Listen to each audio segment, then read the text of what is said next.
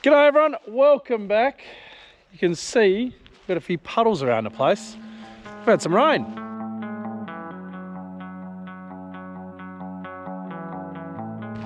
Yes, so today is the 25th of June and in the last 3 days, well over the weekend and leading up today, we've had 21 mils of rain, which is absolutely fantastic.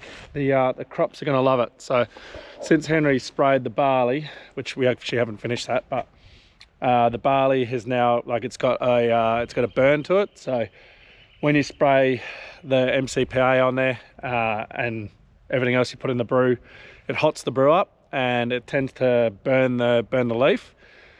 So at the moment our barley isn't looking as beautiful as what you last saw it. At the moment it's sort of it's got a tinge over the top of it. So the rain is just perfect, just going to help it grow through that, which would be absolutely fantastic. And like I said, yep, we've got 25 hectares still to go. Henry hasn't been able to spray that. It's in our back piece of our 730 hectare paddock.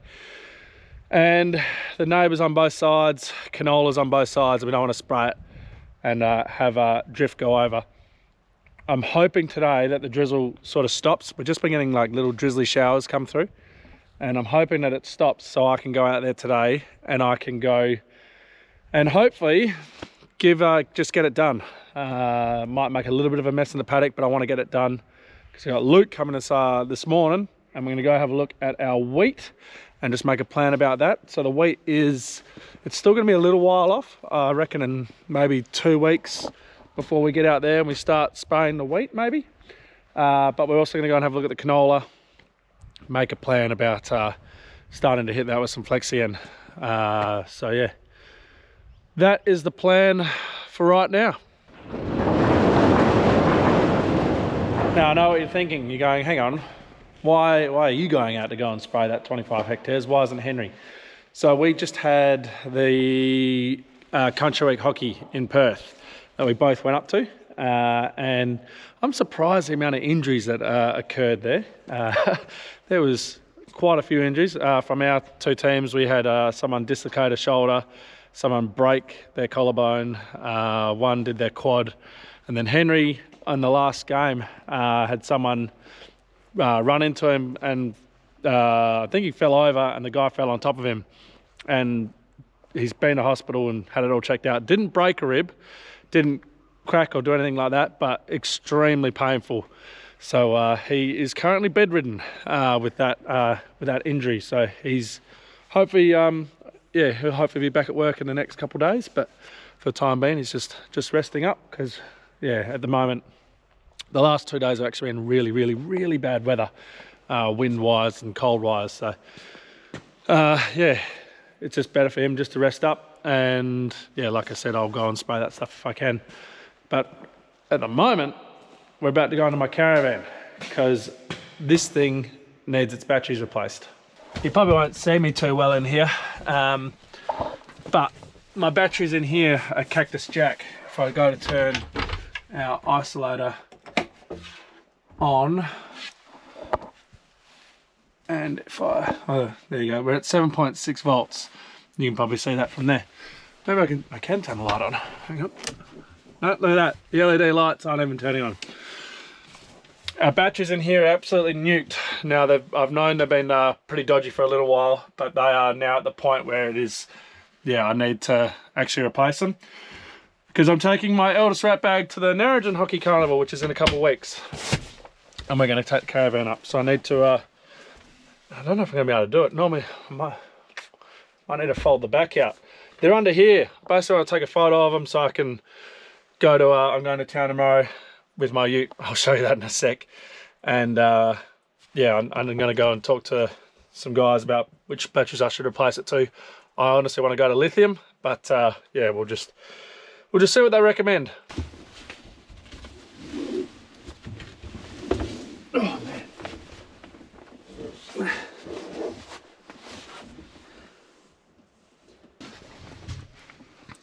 In here are my batteries. So I've got 3 lead acid batteries in here, and basically I just need to get what size it is, what they are, make sure it's all gonna be the same and all work. But yeah, like I said, I want to change to lithium, because lithium you can draw down to, you know, 20%, 10% on your battery without damaging the battery, whereas as soon as these go below about 11.3, you start doing damage on your batteries. So want to get rid of the lead acids.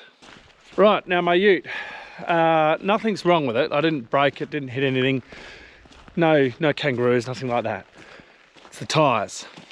Now I've done 25,000 Ks in my Ram so far, and bitumen tires, not the greatest for out here.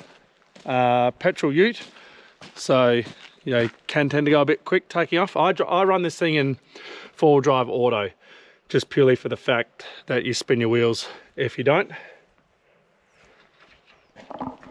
Can you see all the wire poking out of a tyre here?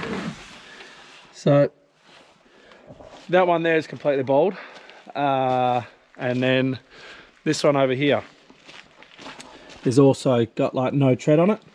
The ones at the front, they're good. They've still got tread. They'll last.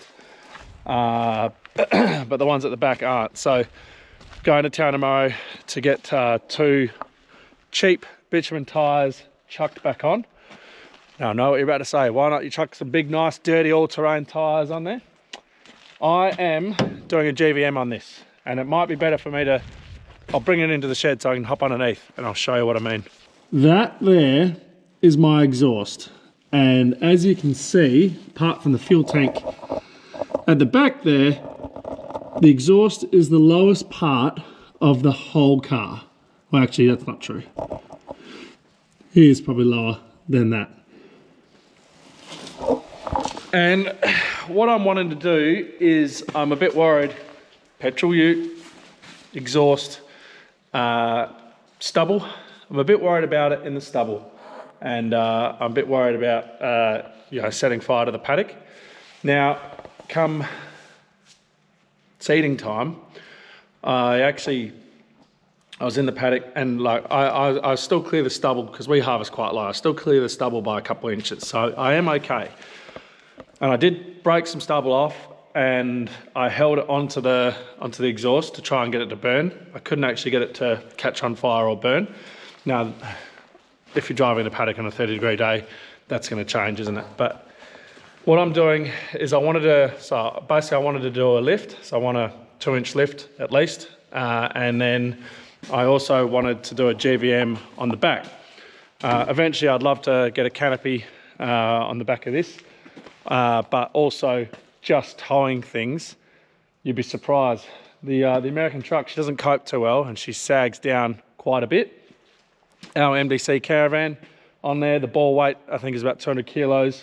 Does that. What the Bucks party I went, you know, organised, I had this full of eskies. The whole back was just sunk down. I also had a tandem trailer on, sunk it down. So I need to lift it up, because it's not good on the back. Now what I'm doing is I'm going for a, now there's lots of different types of lift kits and GVMs you can do for all cars. But for Rams, you can either just lift it and do like a general GVM, or you do it properly, which is the more expensive way, and you do the J-Max. So for any of those who are familiar, J-Max, you actually, the whole axle, the diff, everything is replaced. I get a whole new, one that's done similar case to my ute goes in, and what they do is mine will go back to their place, to the factory over east. They chop the ends off, and then they weld on new ends. Essentially, the bearings that are in here right now, my wheel bearings that are in there, are essentially like a Holden Commodore wheel bearing, which is just absolutely shocking for a truck this big to have such a light wheel bearing in there. So they take that off, and what they do is they upgrade it to a big stocky wheel bearing. Now that comes, and because you're upgrading to a 4200 GVM, the rims and tyres need to change because they're not rated for it. So it's going to look very beefy and very different, you know, when we get this done. But I feel it is expensive, but I feel it's the right way to go. We're planning to have this thing on farm for quite a few years, you know, at least 5, 6, something like that. If it's not always going to be me driving it, then, you know, the ute will pass down to Henry or, you know, to somebody else. So it'll always be here.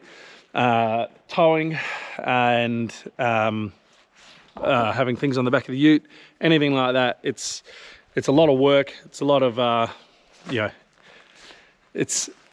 I want to keep the ute for longevity. I don't want to have a wheel bearing just die on us in the middle of harvest, or, you know, if we're up camping somewhere, say we're up north, up Exmouth Way, something like that, and, you know, you have your wheel bearing and go or something like that. Like we want to do the Gibb River Road for a family holiday, maybe next year, maybe the year after. And yeah, it's a classic of these things to see them on the side of the road because they do their wheel bearings. One thing I'm going to notice once we do this whole upgrade is my fuel economy will go down. Will go down quite a lot. At the moment, like coming back from Perth, I was 15.3 litres to the 100. I assume that's going to go up quite substantially, but yeah. Anyway, we'll go around with Luke when he gets here, and I'll report back to you guys, and then hopefully by then I might be able to go and get on a boom spray. Just got back with the agronomist, and we are going to be busy.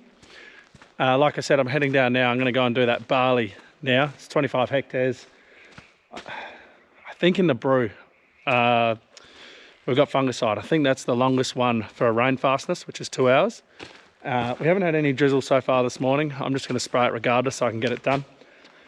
The barley is awfully wet. Well, everything's awfully wet. I got absolutely drenched walking through everything, but yeah, obviously you don't want to go when it's too wet. You want to sun out to dry it up and soak that into the plant. I don't know if that's going to happen. I just need to get this 25 hectares out, because what I need to do from then, I need to come back to the shed, need to do a boom clean. So that's when we sterilise the boom with chlorine, make sure that nothing in there is alive and can kill, say, a broadleaf like canola, because we're just doing a broadleaf spray in the barley.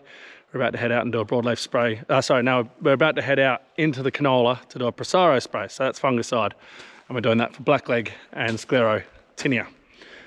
Once we've done that, which should only take me, well, it's 11 o'clock now, so I won't finish it today. So it'll be tomorrow that'll be finished. Then need to go straight into doing the wheat. I thought the wheat was miles off, but the wheat is needing to be done within 2 weeks. It's wheat is so deceptive from the road. You just think it's, you know, it's not ready compared to barley. And then yeah, she's ready. So we've got to get going. Just spoke to Henry. He is he's feeling better. So there's a possibility we might see Henry in the next day or two coming out to jump on the boom. But for now, it's myself, and we're going to take Bill down because that way I don't get a ute stuck down there. I'm going to put the sides on because I need to chuck hoses on the back of here because I need to decontaminate some hoses. So, we better get rolling. You know what I've just realised? I really wasn't planning on having to go and spray everything so quickly. I'm getting my tyres done tomorrow in town. And I got other stuff I need to do in town. I can't get like Rhiannon or Dad or someone to go and do it for me, because I need to go to Bunnings and go have a look at a whole bunch of wood to make sure I get the right wood for making some, what are we making? Veggie garden. So, yeah. Need to pick the retic up as well, so hopefully I can get that all done quick and I can be out by like lunchtime, and then I can be back and spraying. Yeah, anyway, fun.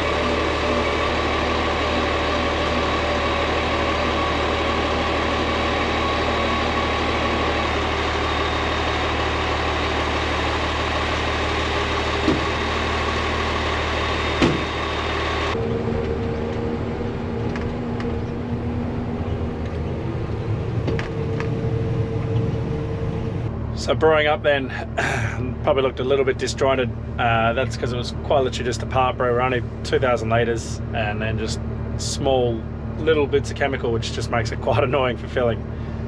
Anyway, it's only 25 hectares and we're done. But, and I don't know if it's going to show up on the GoPro, but it is drizzling up on the window there. So yeah, quite annoying. So the problem, like I said, today, actually the whole week, the next 7 days actually looks really good for spraying. No wind, there's wind, like very little wind, and there's no rain forecast, but then you get these showers that have absolutely nothing in it but enough to annoy you. Now the worst part about these is it keeps the plant wet. Now like I was saying just before, you really want to have, when a plant's as wet as what it is, you want to spray it and then have the sun come out, and so it soaks it all in. And when you don't have the sun coming out to soak it in, it can, sort of, may as well just throw your chemical on the ground. Because if it stays on the plant and then just drips off as soon as this sort of shower comes through again. Now it's actually looking pretty good. I can't see any more showers coming in from that way. So yeah, we'll wait another 5 minutes and we'll mosey on into the piece which is just in front of us. I'm staying up here because I got signal and I can check the radar, even though looking on the radar there's nothing there. But anyway, we'll I'll just wait 5 minutes, make sure this passes, then we'll get spraying.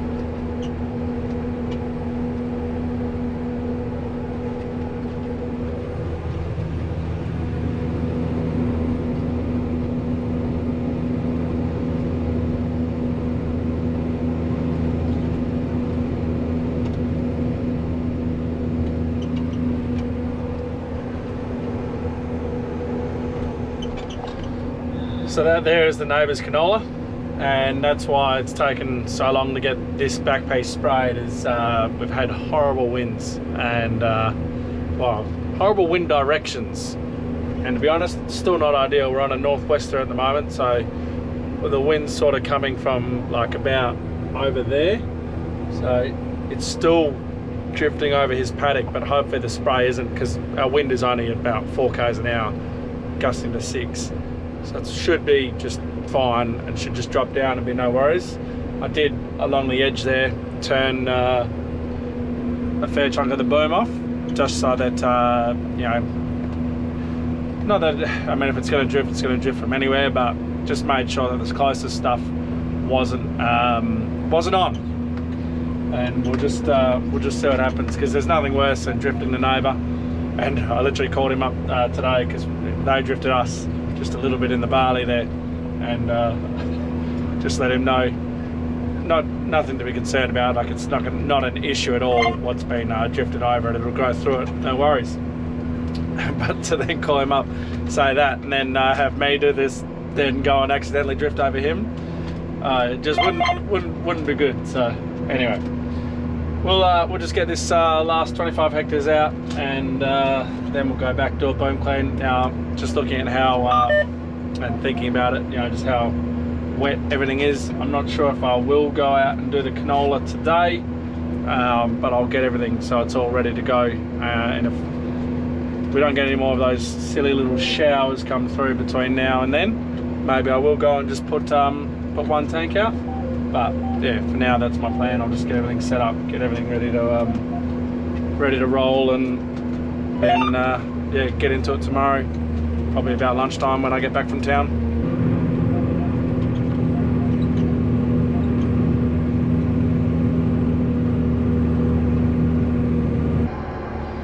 We are all done. 23 hectares is what I sprayed out, and I have 100 litres left, so pretty much bang on, which is good, because it means there's not much left over. So what I'm going to do is fold this up. Hopefully I get it right. Oh, hang on, pressing the wrong button. That's turning things on and off. Don't want that. I'll get the hang of this eventually. That's the button I wanted.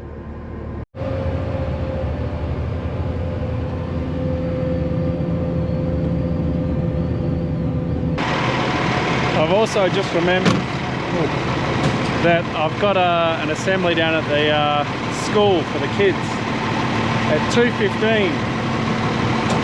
So we'll see if I make that or not.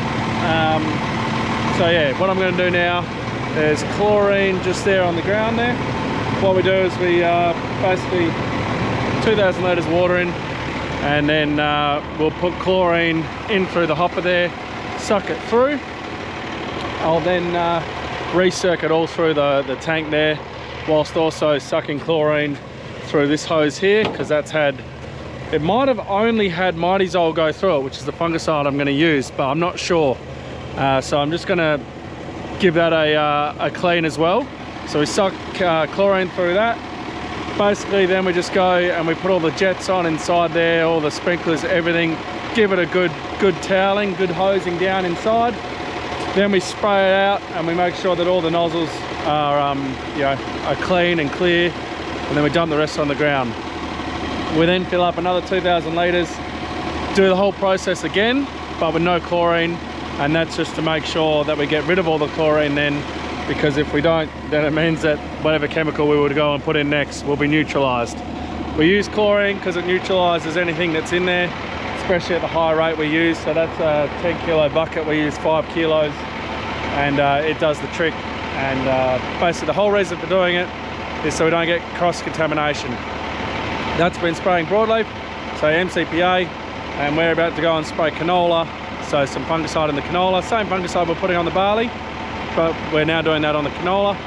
But that broadleaf that's currently in that boom spray right there is going to destroy and annihilate the canola down there if we don't clean it.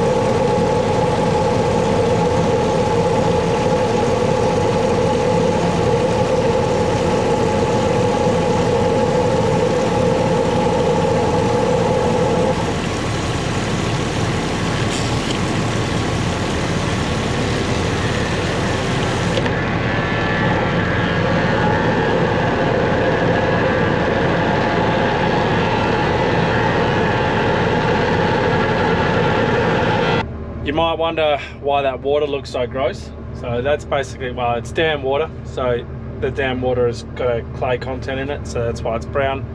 But also it's inside, you know, because that was recircing. So that was recircing chlorine into the hopper there. And basically it's just all of the manganese, copper and zinc that's in the tank there will be getting stripped away. And that's why I look like that. But I've got to come over to here, change my high pro, and then I think Henry said, is it that one? Let's see.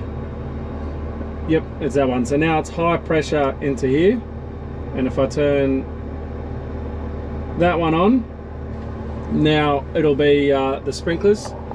So we got sprinklers up the top that you use to obviously clean out, and then the bottom one here, this green one just there, that's agitation. So that there's 2 giant nozzles in there for agitating, and it does a hell of a job. So we'll let this run for a couple minutes while we fold our boom out, and then we'll spray it out, and then that way we know that it's all been good. Now with this being a live boom, it's always circulating in that boom the whole time. So it's just from the boom pipe down to the nozzle is where you need to make sure you get clean. Oh, I swear I get it wrong every time. Let's see if it's that one. Yep, there we go. And yeah, that way you got to spray it out. And we spray it out, you know, we spray probably 1,000 litres out just to make sure that it all is good, it all is clean, and then we have no contamination when we go into the canola, because obviously with our canola looking as good as it is, we don't want to kill it.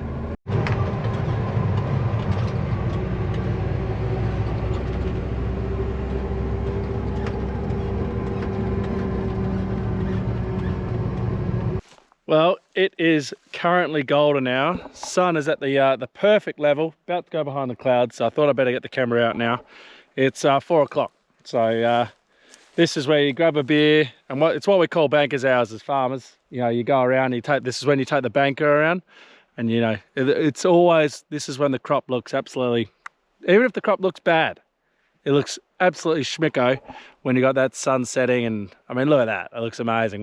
We're currently in the Barley down here at Esperance. So this here is our, this is the pale ale out here. And actually, I found out today, Cyclops, so our feed barley, has actually got just recently become malt accredited. So we can potentially deliver that as malt this year as well. The only thing that would not be able to do that is there's not going to be a stack available.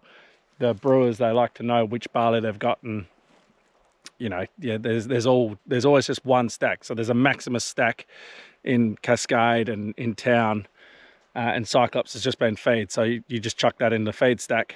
Whereas this is now going to be, well, Cyclops, if it's good to go malt, maybe they might do a stack in town, but I doubt they'd do a stack out in Cascade. So that's just something to keep an eye on when it gets closer to harvest. But so yeah, 4 o'clock, I've just got the boom down here and just about to go up, grab a trailer with the chemical and bring it down, and then I'll start bringing the trucks back up as well, just so they're back up at the shed. I lost an hour. I did end up going down to the kids' assembly. I figured I'm not going to be spraying today anyway, so I might as well go down and see that. And you know, the kids, you know, they're not going to remember me getting an extra tank of spray out in a day, but they will remember me going down and seeing them at school. And you know, they light up when they see you, and especially when it was all done, they were so excited to take me and Rhiannon through the classroom and go and show us, you know, what they've been working on and all that for the semester. So yeah, that was good. I'm glad I went and did it. But yeah, I am going to leave the video there, I reckon. Tomorrow, I'm getting my tyres on my ute done and stuff in the morning, so hopefully by this afternoon, by lunchtime, I want to be out on farm and I'll be spraying. So I'll pick the camera up then, and yeah, I'll show you the canola, because that velocity is just looking absolutely schmicko. Now, one thing, obviously with everything, we need to start getting our Flexian out. This obviously had the 90 litres of Flexian when down the tube at seeding, but yeah, we need to come back. We need to come back with 100 litres, maybe 110 litres of Flexian on top of everything. But it all, I've got to work it out. I know I can. Yeah, I said in another video, I've got to work out if I can actually afford to do it this year. We'll just see. I know I can do a fair bit, a fair chunk. I don't know if I'll get it to my 100 units on all my paddocks, but definitely my select paddocks, I'll definitely try and get them up there, because yeah, you want to feed it to them. But with that, guys, we're going to leave the video there. So thank you for watching, and don't forget to like, subscribe and share. We'll catch you in the next one.